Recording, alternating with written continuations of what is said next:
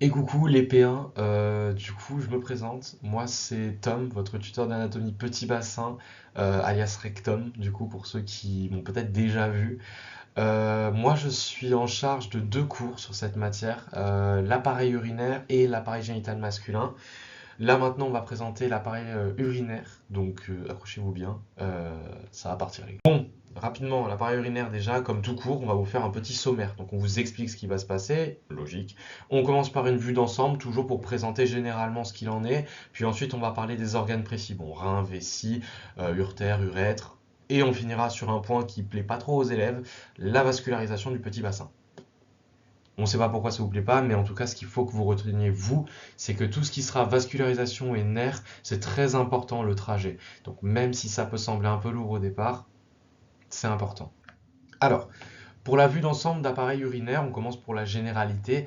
L'appareil urinaire, c'est l'appareil qui va servir à la sécrétion et à l'excrétion de l'urine. Vous allez me dire qu'est-ce que c'est la sécrétion? Bon, l'excrétion, je pense que vous avez compris. La sécrétion, c'est la production de l'urine. Et l'excrétion, c'est donc l'élimination, l'évacuation de l'urine.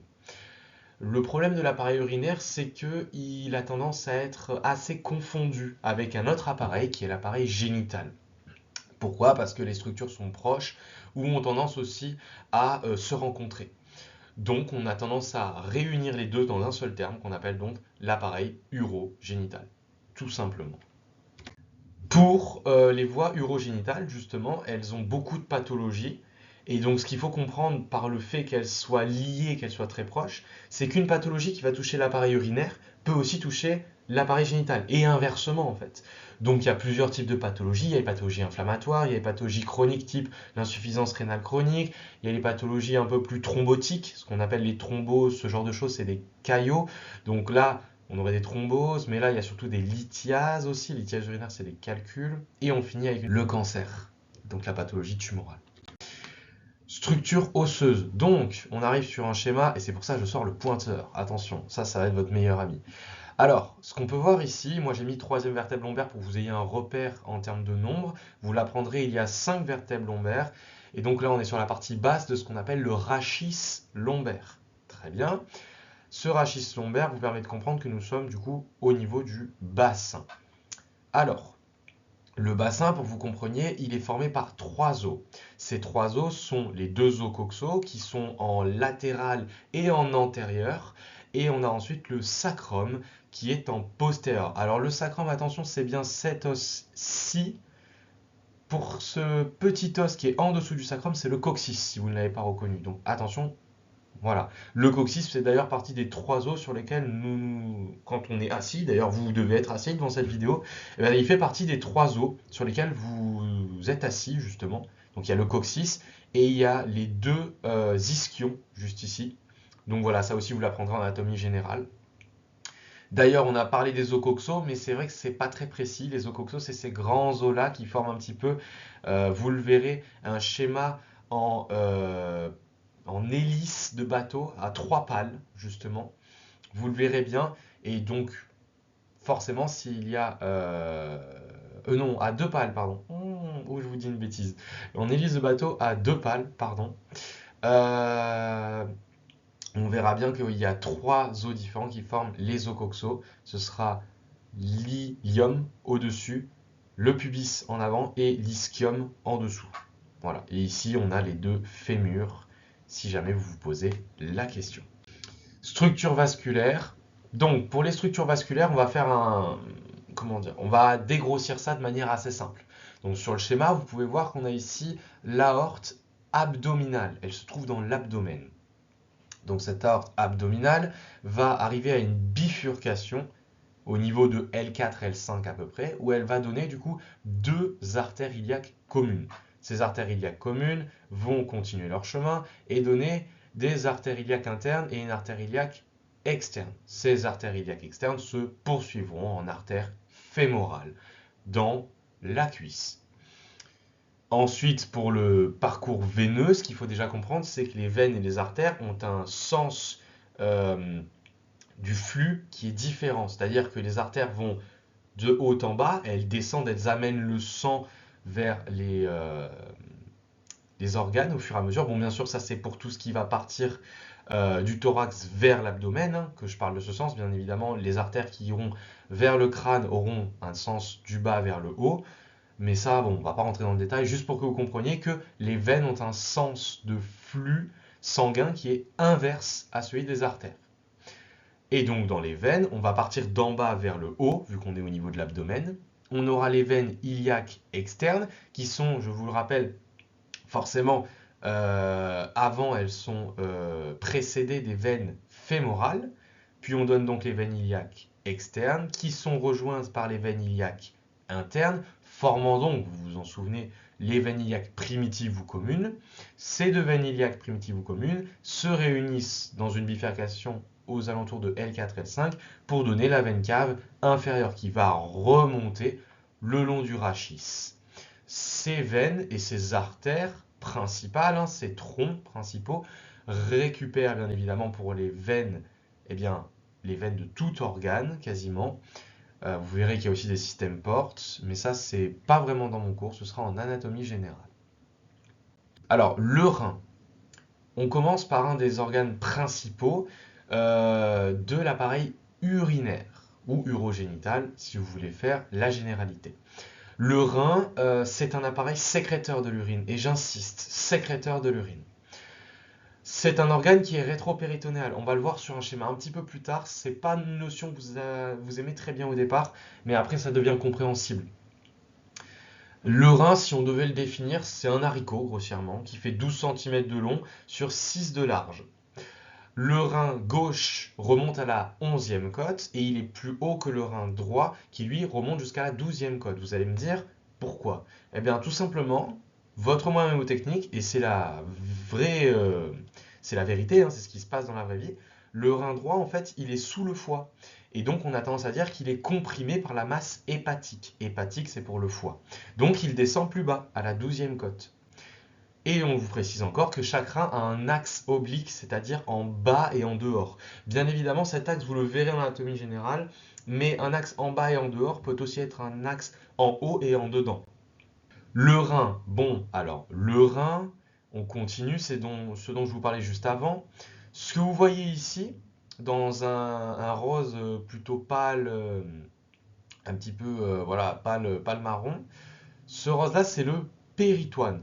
Et donc vous voyez bien, comme je vous l'ai dit juste avant, que les reins qui sont juste ici en rouge, le rein gauche, le rein droit, sont en arrière de ce péritoine. Je précise qu'on est sur une vue postérieure du coup, et on voit bien les reins en postérieur qui sont en arrière de ce péritoine. Ils ne sont pas entourés du péritoine, ils sont rétro-péritonéales. On a l'aorte ici, la veine cave inférieure, le fameux rachis lombaire. Et ce que vous voyez entre les vertèbres, c'est ce qu'on appelle les disques intervertébraux. Ça, vous les verrez bien en anatomie générale, donc je ne m'attarde pas dessus. Pour la suite de chaque rein, on va trouver donc, vu que les reins sont l'appareil sécréteur de l'urine, vous vous doutez qu'après avoir sécrété l'urine, il faut l'éliminer. L'urine, c'est un déchet. Donc, après les reins, il y a l'appareil excréteur de l'urine. Eh bien, allons-y, on va le détailler rapidement sur ce schéma. Ce que vous pouvez voir d'intéressant ici, c'est toutes les structures généralisées, avec notamment le rein qu'on vient de présenter. Ici, c'est le rein gauche.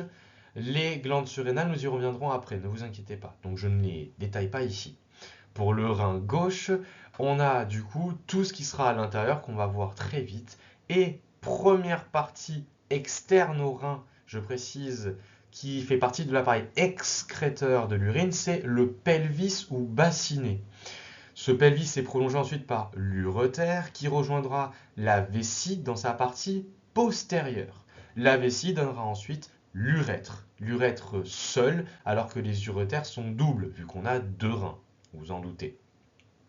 L'urètre, lui, se prolongera, il sera très court chez la femme ou un peu plus long chez l'homme, et il finira par s'ouvrir à l'extérieur grâce au méa urétral. Alors, donc on commence, première partie de l'appareil excréteur de l'urine, le pelvis du rein. Alors, le pelvis du rein, dit aussi bassinet, constitue le début des voies excrétrices de l'urine, c'est ce qu'on a dit. Bien sûr, le pelvis sort de chaque rein et, comme je vous l'ai dit, le pelvis ou bassinet est prolongé par l'urétère. L'ureter, justement, nous y arrivons, c'est l'organe musculaire rétro-péritonéal. Alors, organe musculaire, c'est pour vous dire qu'en fait, il peut se contracter, ce genre de choses. Rétro-péritonéal, en fait, c'est dans sa partie primaire qu'il est rétro-péritonéal. Forcément, les uretères sortent des reins, donc ils sont rétro-péritonéales, enfin rétro-péritonéaux, pardon, comme les reins. Ils sont au nombre de deux. Les uretères vont croiser les vaisseaux iliaques. Bon, j'ai fait, j'explique un petit peu pour que vous compreniez. Si jamais vous avez des doutes sur ma vidéo ou quoi, je vous le dis maintenant, mais n'hésitez pas justement à envoyer des messages, hein. Donc, je vous disais, les uretères croisent les vaisseaux iliaques. Mais ils les croisent comment? En fait, on a l'ureter gauche qui va croiser en dedans l'artère iliaque interne et l'ureter droit qui va croiser en dehors l'artère iliaque interne. Vous allez me dire, j'ai pas regardé le schéma pour vous dire ça. Bah oui. En fait, il y a un moyen mnémotechnique très simple. Vous avez vu que j'ai mis en majuscule le A de gauche et le A de dedans, et aussi le O de droit et le O de dehors. C'est le moyen le plus simple pour se souvenir. Normalement, les profs ne vous font jamais de piège sur artère iliaque interne. Donc pour vous, tout ce que vous avez à retenir, c'est l'ureter droit en dehors et le gauche en dedans, avec du coup les grands A et grands O. Bon, une fois qu'on a dépassé les vaisseaux iliaques, comme je vous l'ai dit, la partie plus distale de l'ureter sera sous-péritonéale. Et on va voir pourquoi. Parce que justement, la vessie, qui est également un organe musculaire, va donc être l'organe de réserve de l'urine. Entre l'émission, l'urine s'accumule dans la vessie. Mais surtout, et là vous allez comprendre, la vessie est un organe sous-péritonéal du petit bassin. Et comme je vous l'ai dit, les uretères rejoignent sur la face postérieure la vessie. Donc, vessie qui est sous-péritonéale, ce qui explique que la portion distale des uretères soit sous-péritonéale également. Et comme je vous l'ai dit, on finit par l'urètre. Urètre qui est donc le dernier des éléments de l'appareil excréteur de l'urine. Bon, il va s'ouvrir à l'extérieur et permettra à l'urine de s'écouler. Alors, le rein, on y retourne encore une fois. Le rein, on vous l'a dit, c'est un organe sécréteur de l'urine, mais ce qu'il faut comprendre, c'est que le rein, c'est principalement une glande. Mais ça a un nom assez spécifique comme glande. On appelle ça une glande amphicrine. Alors, amphicrine veut dire que c'est une glande qui est à la fois exocrine et endocrine. Alors, une glande exocrine, c'est une glande qui sécrète typiquement un produit qui est voué à partir dans le milieu extérieur, à être évacué dans le milieu extérieur. Typiquement, les reins sécrètent l'urine. Donc c'est une glande exocrine. Et pour la glande endocrine, alors qu'est-ce que c'est? Une glande endocrine, c'est une glande qui produit des hormones. Et les hormones que va produire le foie, c'est des hormones de contrôle de la tension artérielle. On appellera ça des hormones du système rénine-angiotensine-aldostérone. Normalement, on vous en parlera rapidement. Je vous ai fait un petit détail dans la fiche si jamais vous êtes curieux. Mais normalement, vous n'avez pas à savoir tout sur ce système-là, je vous rassure, hein. Et comme on l'avait dit avant, le rein souffre de pathologies très importantes comme l'insuffisance rénale, les pathologies infectieuses, inflammatoires ou encore les pathologies de lithiase urinaire, sans oublier bien sûr les éventuels cancers. Le rein, juste ici, un schéma beaucoup plus intéressant, je trouve, pour vous, c'est le schéma en coupe. En fait, on est venu comme un saucisson, on a pris votre rein et clac, on l'a coupé. Donc ça, ce serait une coupe que l'on pourrait dire sagittale du rein gauche. Vous apprendrez les différentes coupes. Excusez-moi. Donc, qu'est-ce qu'on peut voir ici? On voit déjà qu'il y a deux parties du rein. Il y a la partie corticale et il y a la partie médulaire. La partie médulaire est interne, la partie corticale est plus externe. Donc, on va commencer par la plus externe. Mais avant de passer à la corticale, on va même vous parler d'une structure plus externe que ça. C'est ce qu'on appelle la capsule, que vous voyez en vert clair. Cette capsule rénale est une capsule fibreuse qui entoure le rein, un petit peu pour le protéger. Et comme vous le voyez, elle se dédouble au pôle supérieur pour venir entourer une petite glande qu'on appelle les glandes surrénales. Je dis les parce qu'il y en a une au pôle supérieur de chaque rein. On va le revoir juste après, ne vous en faites pas. Donc commençons par la corticale du rein, qui est la partie externe du parenchyme rénal. Le parenchyme, c'est en gros la structure tissulaire du rein. Donc c'est tout le tissu qui va former le rein. Donc vous comprenez, parenchyme, structure externe, c'est donc la corticale. Cette corticale est formée de deux autres structures internes. On a la part circumvolata, qui est cette part un petit peu labyrinthique en grise, qui vient entourer, donc c'est pour ça qu'on l'appelle aussi la partie labyrinthique, vous vous en doutez, comme je vous l'ai dit, et qui entoure en fait une autre part un petit peu plus irradiée, c'est la zone radiée, qu'on peut aussi appeler, vous le verrez en cours d'histologie, si je ne dis pas de bêtises, les pyramides de Ferrine, donc vous verrez bien. Cette zone radiée émet donc des picots vers l'extérieur et elle se trouve à la base des pyramides rénales. D'ailleurs, ça me permet de faire un petit switch dans la médula, la partie la plus interne du parenchyme rénal. Cette médula est formée de plusieurs structures, dont les fameuses pyramides rénales que je viens de vous présenter, qu'on appelle aussi pyramides de Malpighi en histologie. Alors, ces pyramides de Malpighi ont une base, que je vais vous montrer ici, qui est dite parallèle à la capsule rénale. Les pyramides sont importantes à connaître, car ce sont les pyramides qui sécrètent l'urine dans le rein. Alors retenez ça pour l'anatomie. En réalité, c'est un peu plus complexe que ça. Mais en tout cas, l'anatomie vous demandera de retenir uniquement ça. Ensuite, séparant les pyramides, donc sur la latéralité des pyramides, on a ce qu'on appelle les colonnes rénales, ou colonnes de Bertin, si je ne dis pas de bêtises. Vous vérifierez en histologie. Voilà. Ensuite, on a en dessous des pyramides rénales ce qu'on appelle l'air criblé, qu'on vous présente ici. Cet air criblé va permettre en fait le passage de l'urine des pyramides qui sécrètent l'urine dans une autre structure qu'on appelle le calice mineur. Ces calices mineurs, ils sont assez, il y en a, enfin comment dire, ils sont assez multiples dans le rein, il y en a plusieurs. Mais ce que vous avez à retenir, vous, c'est qu'il y a plusieurs calices mineurs et que ces calices mineurs se rejoignent pour former trois calices majeurs. C'est ça que je veux que vous reteniez. Ensuite, les fameux trois calices majeurs vous donnent, ce que vous vous souvenez, le pelvis ou bassinet, qu'on vous avait décrit comme la première partie excrétrice du rein, mais en réalité, les calices mineurs et calices majeurs sont aussi des parties excrétrices du rein. Ce que je veux que vous compreniez, c'est que déjà, pour tout ce qui est calice mineur, calice majeur, ce sont des portions excrétrices qui, j'allais dire intraparenchymateuses, mais donc en fait qui appartiennent au parenchyme du rein. Alors que le pelvis, lui, n'appartient plus au parenchyme du rein. Il est externe au rein. Je ne sais pas si vous comprenez ce que je veux vous dire, mais c'est un piège qui peut tomber en QCM, donc faites attention. Et bien sûr, dernière chose sur laquelle je voulais appuyer, la glande surrénale que je vous ai présentée juste ici, vous pourriez vous dire instinctivement, elle est au-dessus du rein. Donc elle appartient à l'appareil urogénital. Eh bien non, ce n'est pas le cas. Et on va le voir après qu'elle est beaucoup plus spécifique que ça. Alors, donc, bah voilà, typiquement, on en parlait, les glandes surrénales. Donc les glandes surrénales, je vais rapidement vous parler du schéma. Alors, on a deux parties, comme pour le rein. C'est un parenchyme, donc le parenchyme a une partie plus externe et une partie plus interne. Vous commencez à comprendre, la partie la plus externe est la corticale, donc la cortico-surrénale, et la partie plus interne est la médulaire, donc la médulo-surrénale.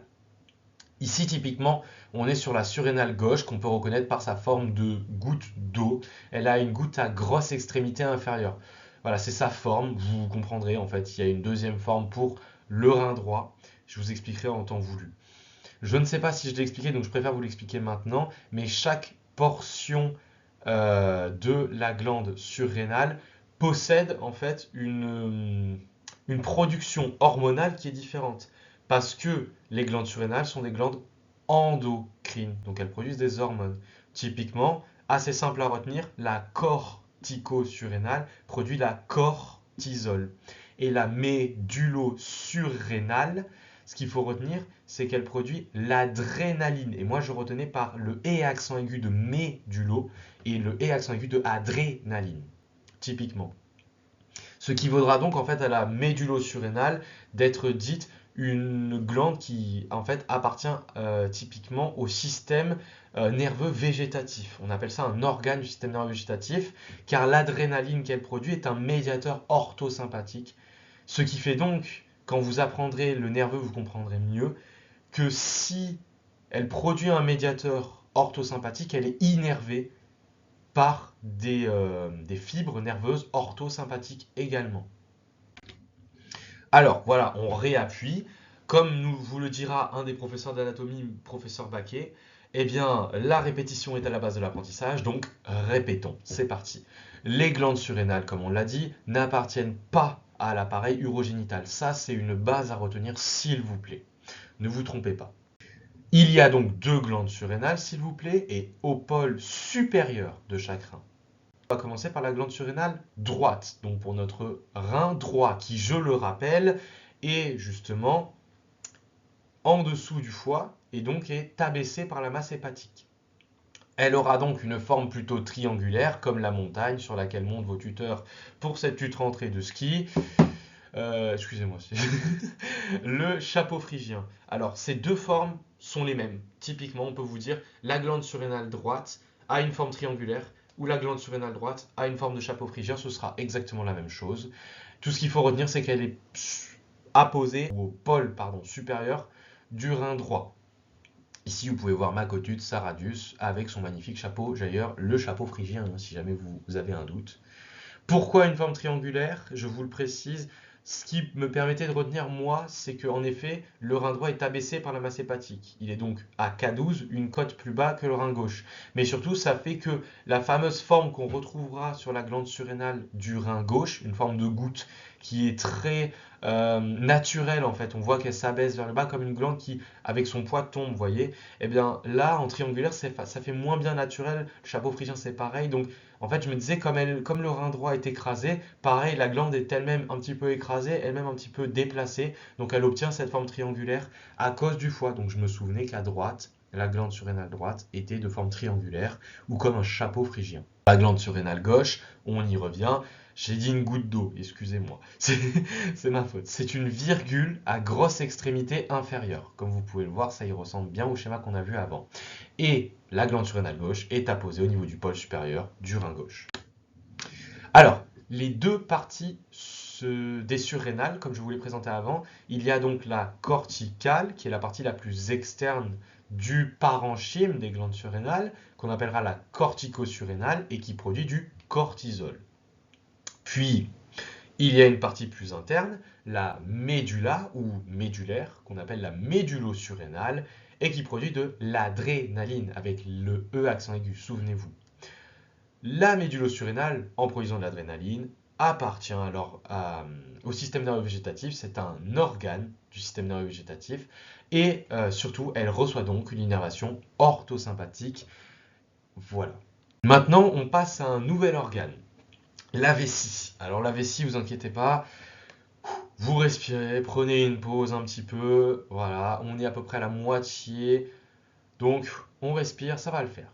La vessie, c'est un organe musculaire, s'il vous plaît, qui peut donc se contracter et qui est sous-péritonéal, vous vous souvenez.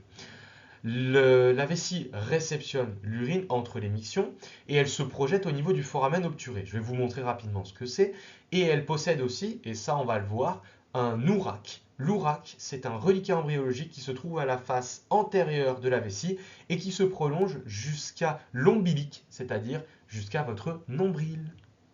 Donc ici, on voit en fait une vue plutôt latérale droite de votre os coxal, le fameux os coxal que je vous avais présenté juste avant. Et avant que vous soyez un peu trop loin de ça, ici, on a donc le foramen obturé par lequel on peut voir en projection la vessie. Comme je vous l'avais dit rapidement, l'os coxal est scindé en trois différents os.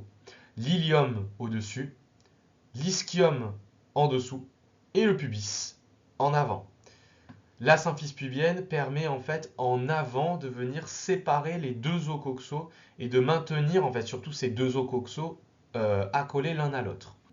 Donc la vessie possède trois faces. Important à retenir, une face supérieure qu'on appellera la calotte pour une raison bien précise, une face antéro-inférieure et une face postérieure qu'on appellera la base. La face supérieure se représente comme ceci, c'est la calotte vésicale. La face antéro-inférieure comme ceci, on voit bien en antérieur et en inférieur. Ici, c'est l'urètre qui prolonge la vessie. Et une face postérieure, la base de la vessie. Et comme je vous l'ai dit, je ne vous ai pas menti, sur la face postérieure de la vessie, on peut bien voir les deux uretères qui viennent justement s'aboucher sur cette face postérieure. Là, nous sommes maintenant sur un schéma beaucoup plus général, le schéma général de l'homme. Alors, on a ici, du coup, ce dont je vous parlais avant pour que vous ne l'oubliez pas, l'ouraque de la vessie. Cette prolongation qui est un reliquat embryologique et qui va se prolonger jusqu'à l'ombilic, donc votre nombril. Ça vous permet aussi de pouvoir un petit peu jauger d'où se trouve votre vessie en termes de hauteur. Bon, jusqu'à l'ombilic, rassurez-vous, c'est surtout quand elle est remplie qu'elle peut monter jusque-là. On a donc dans l'ordre, en essayant d'être dans l'ordre, le rectum en postérieur, donc je vais aller de postérieur en antérieur. Donc on a le rectum qui a sa forme de penseur de Rodin, vous apprendrez, cette forme d'homme assis en fait. Donc ce rectum. On a ici le sphincter strié de l'anus, les fascias périnéaux qui sont assez importants, vous allez le voir, surtout quand on va présenter les trois différents urètres. On a entre la partie un peu plus urinaire, on va dire, et la partie anale en arrière, le nœud fibreux central du périnée, qui est un support pour certains muscles que vous présentera Sarah dans le muscle de paroi du petit bassin. On a ici donc la vessie, avec en dessous le premier urètre, qui est l'urètre prostatique, et comme son nom l'indique, il entre dans la prostate, cet organe rosé que vous pouvez voir ici. Ce que vous voyez ici en jaune très clair, c'est ce qu'on appelle les vésicules séminales. Je vais vous en parler dans AGM surtout. Ça sert à stocker le sperme chez les hommes entre les éjaculations. On a ici le sphincter strié de l'urètre qui permettra de délimiter un nouvel urètre, l'urètre membraneux, qui apparaît quand il passe justement par ce sphincter strié de l'urètre. Et il y aura aussi, vous le verrez, le fascia périnéal. On a ensuite un dernier urètre qui est l'urètre pénien ou aussi appelé urètre spongieux et qui apparaît quand l'urètre rentre dans le corps spongieux de la verge de l'homme. Il va ensuite continuer dans ce corps spongieux, puis juste avant le méa urétral, il y a ce qu'on appelle la fosse naviculaire, qui appartient donc à l'urètre spongieux. Le corps spongieux sera aussi présenté comme les corps caverneux dans le cours AGM, donc ne vous inquiétez pas sur ça. Une dernière chose que je voulais vous présenter, c'était ici en violet, vous l'avez peut-être reconnu, le péritoine. Et le péritoine, comme vous le voyez, est au-dessus de la vessie, ce qui fait de la vessie un organe sous-péritonéal, souvenez-vous. Et donc en arrière, si on était un petit peu plus haut, on verrait au niveau lombaire thoracique les deux reins. Voilà. Qu'est-ce que je pourrais vous décrire de plus? Je vérifie que je n'ai rien oublié. Le sacrum en arrière-plan, l'os coxal projeté juste ici. Non, voilà, je pense que ça vous suffira déjà, en tout cas pour mon cours et pour les bases. Pour vous faire une petite illustration, parce que je sais que c'est compliqué, sur une vue où on serait en haut et à gauche, c'est-à-dire une vue postérieure, on regarde depuis l'arrière, imaginez qu'on a enlevé tout le rachis lombaire, donc ici il n'y a plus de rachis, qu'on peut voir donc les gros vaisseaux avec l'artère à gauche, la veine cave ici à droite, qu'on vienne du coup bien regarder. Bon là il y a une petite erreur parce qu'en fait la veine cave est normalement en avant de l'aorte si je dis pas de bêtises. Donc bon c'est rien, c'est un schéma illustratif. Vous voyez ici qu'il y a donc tous les intestins avec notamment le côlon qui sont contenus dans un sac. Ce sac représente le péritoine. Ce péritoine, comme je vous l'ai appris, est en avant des reins. C'est pour ça qu'on dit que les reins sont rétro-péritonéaux, comme vous pouvez le voir. Et ce péritoine est aussi au-dessus de la vessie, ce qui fait qu'il est sus-vésical et que donc la vessie est sous-péritonéale. Ce que je voulais que vous compreniez, c'est vraiment cette analogie d'un sac en toile de jute qui entoure en fait les intestins, le côlon, etc. Donc toutes les viscères digestives, c'est le péritoine et qui du coup se trouve en avant des reins et au-dessus de la vessie. Voilà, pour que vous compreniez bien les termes que j'ai utilisés. Ceci est une technique importante et qui tombe quasiment tout le temps. C'est ce qu'on appelle le cathétérisme suspubien. Alors le cathétérisme suspubien, très rapidement, c'est une technique qui consiste en fait sur un patient qui présente ce qu'on appelle un globe vésical. Donc c'est une vessie qui est trop remplie et qui n'arrive pas en fait à uriner, ce patient. Eh bien, on devra faire soit une sonde urinaire pour lui enlever ce surplus d'urine, soit des fois, si on est dans une urgence, on peut faire un cathétérisme suspubien. Alors, comme je vous en ai parlé, la vessie possède une face supérieure qu'on appelle la calotte vésicale. Cette calotte vésicale est refoulée vers le haut quand l'urine vient à augmenter dans la vessie, quand le volume d'urine augmente. Logique, vous allez me dire. En se refoulant, elle forme la vraie calotte, qui est un chapeau religieux, vous le verrez. Je vous l'ai mis dans la fiche, c'est assez parlant. Et la calotte, en étant refoulée vers le haut, va refouler aussi les anses intestinales. Parce que oui, le grand risque en faisant un cathétérisme suspubien, c'est de faire un cathétérisme suspubien sur une vessie vide. Là, on viendrait perforer les anses intestinales qui ne seraient pas refoulées. Donc ici, il faudra faire attention quand on fait le cathétérisme suspubien à bien être sur une vessie pleine et ça permet du coup de venir soulager le patient en lui retirant son surplus d'urine. Et en fait, pour l'effectuer rapidement, il faudra prendre un cathéter, venir localiser la symphyse pubienne de votre patient. Vous allez ensuite vous placer au bord supérieur de cette symphyse en gardant un angle à peu près de 45 degrés vers le haut, voilà, ça doit être à peu près ça, et vous perforez du coup la peau de votre patient pour atteindre la vessie. Et une fois que vous avez atteint la vessie, eh bien, vous ponctionnez l'urine en trop qui va donc soulager votre patient. Voilà. Bon, comme vous l'avez remarqué, on était ici chez une femme parce qu'on peut voir l'utérus au-dessus de la vessie, le vagin en prolongement, et on voit aussi que l'urètre est très petit, très court, comme on va le voir dans les prochains schémas. Pour la constitution de la vessie, il faut vite fait comprendre qu'elle a plusieurs couches musculaires et aussi des couches plus fibreuses. Donc la première couche est une couche beaucoup plus externe. Elle est formée du péritoine au-dessus et des fascias prévésicales ou ombilico-prévésicales qu'on peut trouver sur les faces latérales. Et le péritoine est uniquement sur la face supérieure. Voilà. On a ensuite une première couche réellement musculaire qui est la couche du détrusor. Je vous rappelle que la vessie est un organe musculaire. Le détrusor est lui-même formé de 3 couches. On les détaillera un peu plus. Et on a à l'intérieur, en couche la plus interne de la vessie, l'urothélium rosé, qui est aréolé chez l'adulte et lisse chez l'enfant. Aréolé veut dire qu'il y a des trous, des espèces de vaguelettes, comme ça, comme s'il était creusé par endroits. Ce que je peux vous présenter un peu plus en interne, c'est les deux orifices urétérales, je précise bien les termes, pour les uretères, qui vont donc permettre à l'urine qui vient des uretères d'être relarguée dans la vessie. On a ici des plis qui représentent en fait les valves, car oui, ces orifices urétérales possèdent des valves anti-reflux pour empêcher l'urine qui est dans la vessie de remonter les uretères et de venir provoquer des infections au niveau des reins. On a ici les bourrelets latéraux et le pli inter-urétéral qui formera en fait une sorte de trigone qu'on appelle le trigone vésical.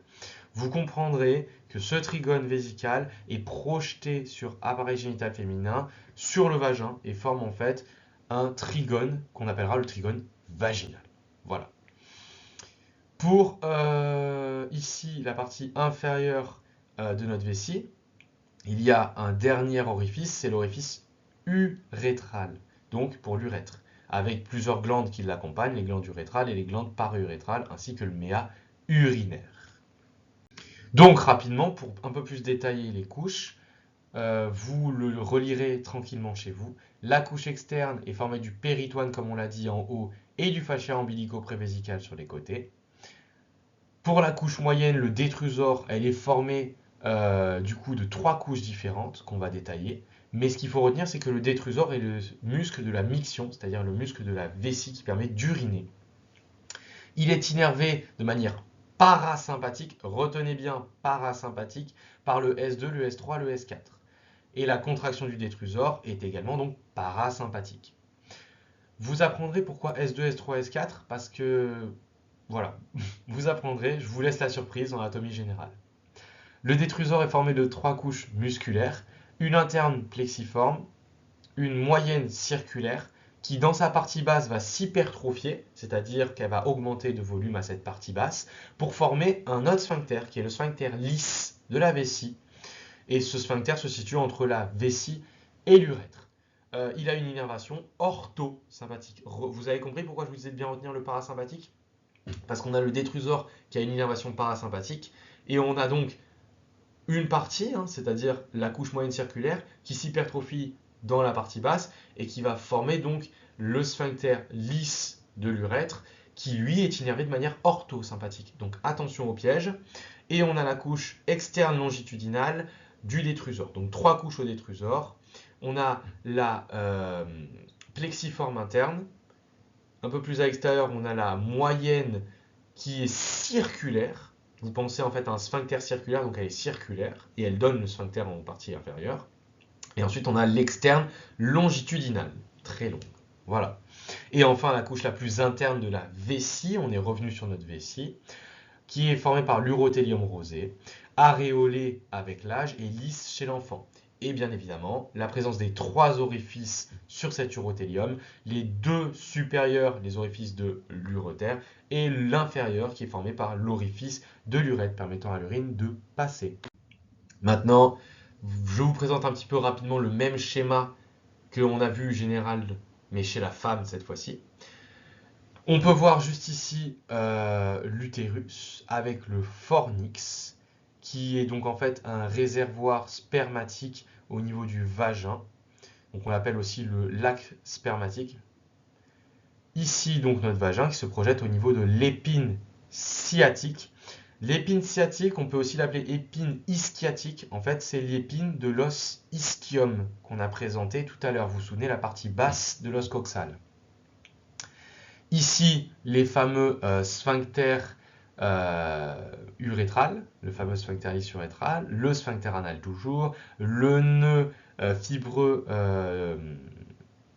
du périnée, le canal anal avec le cap anal, puis l'ampoule rectale qui permet le stockage des matières fécales et ensuite on remonte pour monter dans le côlon descendant. Tout ceci forme donc le rectum. On a le sacrum en arrière, l'os coxal qui se projette également en arrière, le péritoine qui est au-dessus de la vessie et au-dessus de l'utérus. Voilà. Le fascia vésico-vaginal, juste ici. Le clitoris, on va préciser juste ici également. Et il ne faudra pas oublier qu'il y a différents culs-de-sac qui sont formés.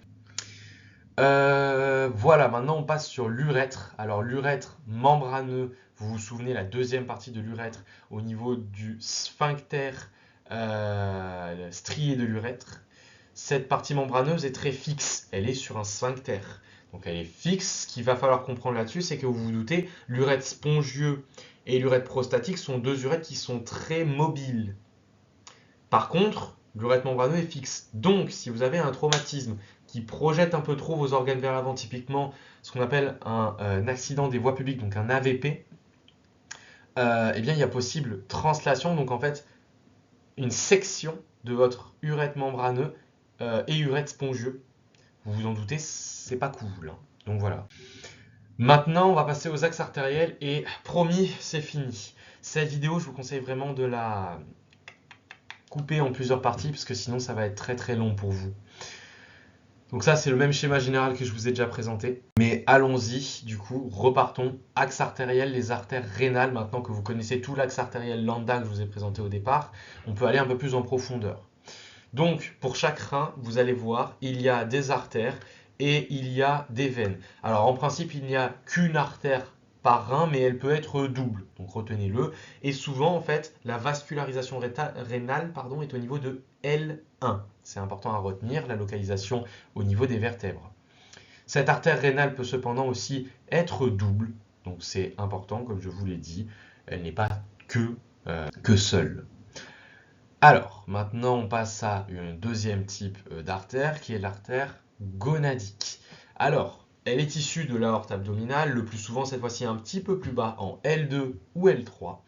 Elle vascularise les testicules chez l'homme et les ovaires chez la femme. C'est tout ce qu'on vous demande d'apprendre. Ce schéma en dessous n'est pas un schéma à apprendre par cœur. C'est un schéma purement pour que vous puissiez vous repérer justement. Parce que vous l'apprendrez.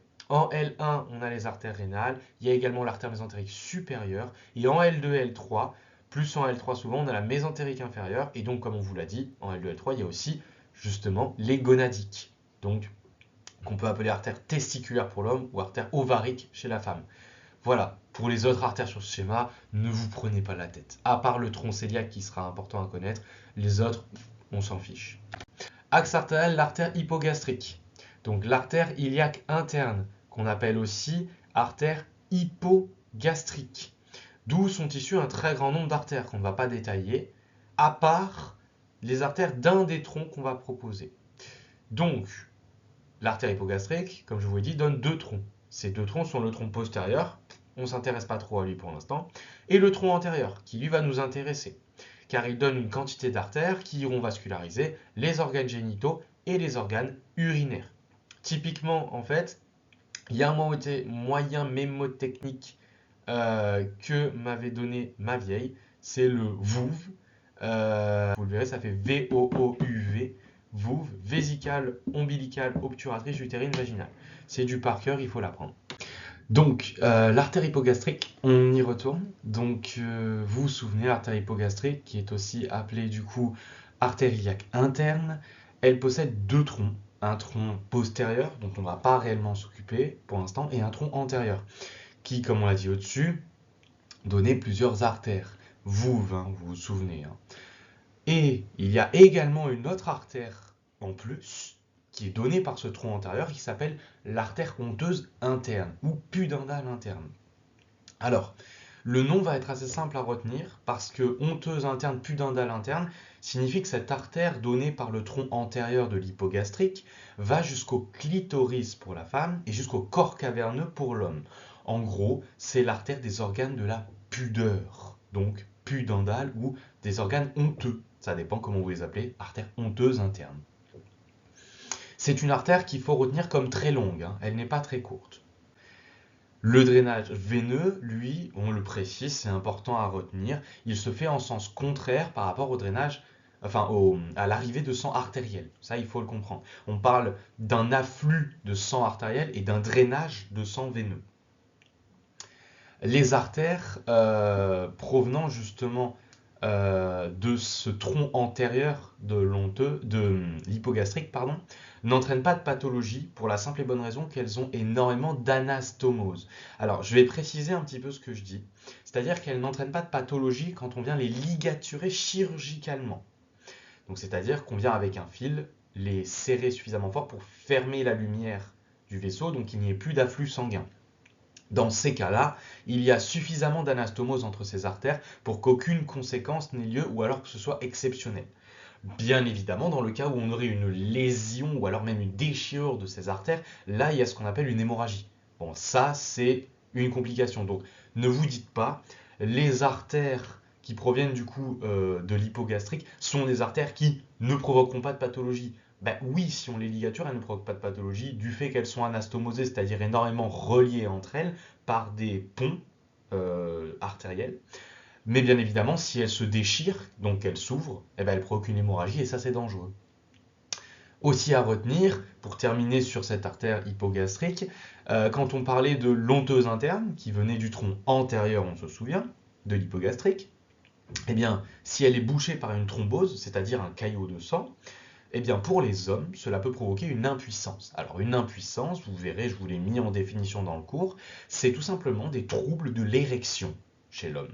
Parce que l'artère honteuse interne vient irriguer les corps caverneux, qui sont en fait les corps, vous le verrez dans AGM, qui permettent la véritable érection, l'érection vraie de l'homme, ce qui, en fait, forcément, s'ils n'ont plus de sang qui arrive, les empêche de se gonfler de sang, de se gorger de sang, et donc cela empêche l'érection.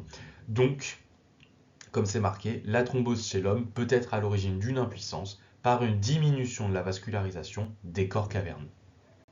Donc, je reprends sur l'axe veineux.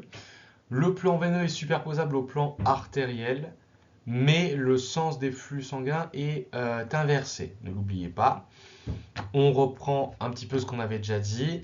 La veine iliaque externe, la droite, tout du moins, parce qu'il y en a deux, c'est bilatéral.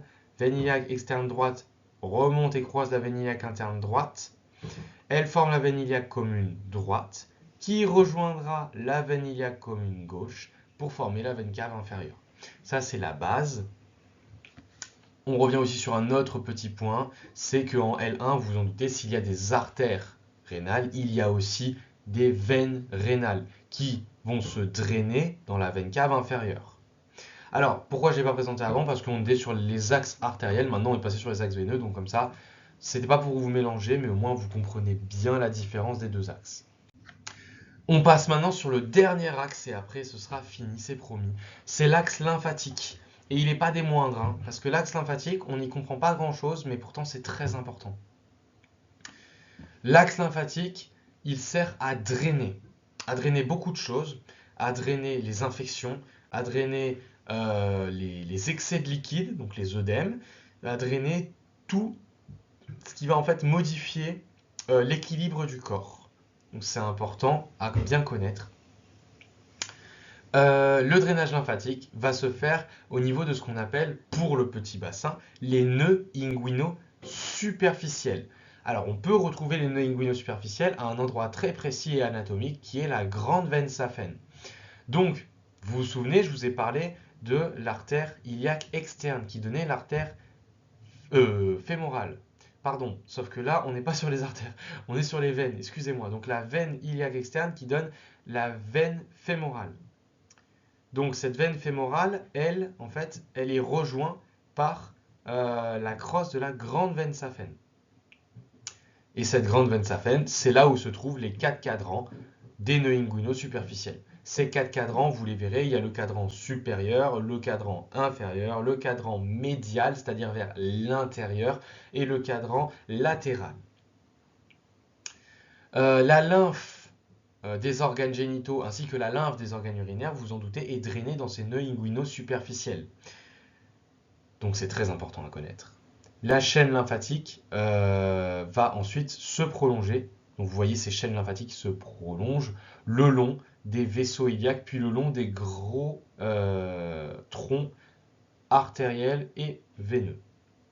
Donc, quand on doit vous présenter la lymphe, on vous présente aussi le sens de progression de la lymphe, qui va avoir ici un sens de progression qui va passer par les chaînes des nœuds inguino-superficiels, puis les chaînes lymphatiques iliaques externes, avec les chaînes iliaques internes, puis on passe aux chaînes iliaques lymphatiques primitives, puis on arrive aux chaînes iliaques, chaînes lymphatiques abdominaux-aortocaves, on monte, puis on a les fameuses chaînes lymphatiques rénales qui rejoignent justement ces chaînes lymphatiques abdominaux-aortocaves, et on monte jusqu'à arriver au conduit thoracique en T12. Vous apprendrez également ce que c'est.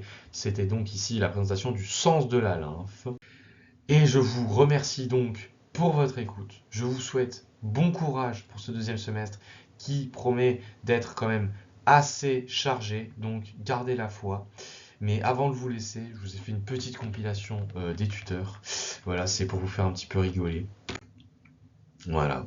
Donc régalez-vous avec ces images, prenez des screens, faites ce que vous voulez.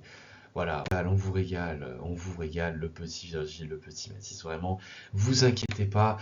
Là, vous avez ici, alors c'était l'été dernier, d'ailleurs, oui, alors l'été il neige, oui, en Alaska, oui, tout à fait. Donc du coup, là, vous pouvez voir notre fabuleux groupe de tuteurs, notamment avec notre nouvelle chef tut que vous avez rencontré cette année, très gentil chef tut d'ailleurs, hein, là, Manon, avec ici 5 tuteurs, magnifiques, franchement, magnifiques tuteurs. Bye.